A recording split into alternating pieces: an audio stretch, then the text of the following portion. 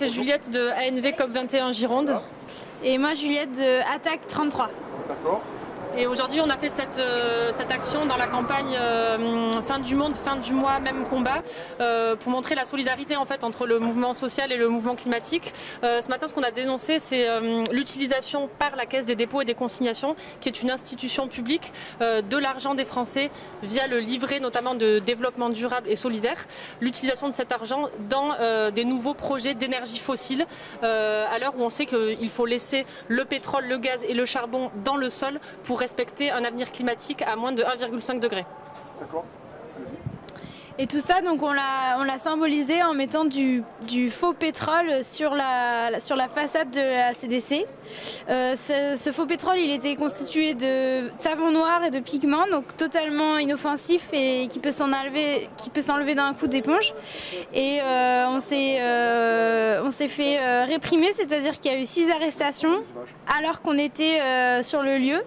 Et on est effaré de ce 2 poids 2 mesures, c'est-à-dire qu'on a fait une action non violente, symbolique, d'utilité publique, et on se retrouve avec 6 arrestations sans aucune raison. Donc on dénonce ces agissements et on ne comprend pas. La jeunesse qui se mobilise, pour vous, ça risque de faire pression justement sur l'action que vous menez. Est-ce que ça peut faire pression sur les politiques? Oui, on voit bien aujourd'hui que même les jeunes ont complètement conscience qu'il ne faut plus rien attendre de nos institutions.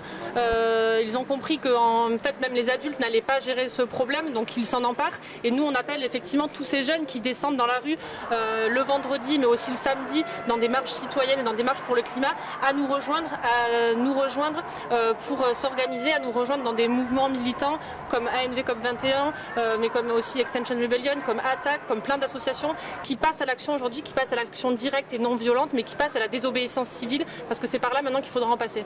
Ouais, ce qui est très important là, c'est la convergence de toutes les luttes qui existent. Donc il y a les jeunes pour le climat, il y a les gilets jaunes qui luttent depuis 4 mois, et il y a tous les mouvements écologistes ou de désobéissance civile.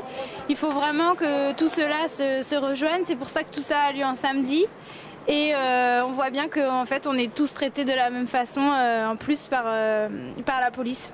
Mais déjà, on a envie de dire que malgré la répression, malgré les tentatives d'intimidation, on est là. Encore une fois, 6 camarades au poste ce jour à qui on exprime notre entière solidarité, et ça ne nous intimidera pas. On est là, on est avec eux, on est derrière eux et on ne lâche rien, on s'organise, la résistance elle est là, qu'ils le veuillent ou non, en fait on est là, on ne lâchera rien. Donc, merci.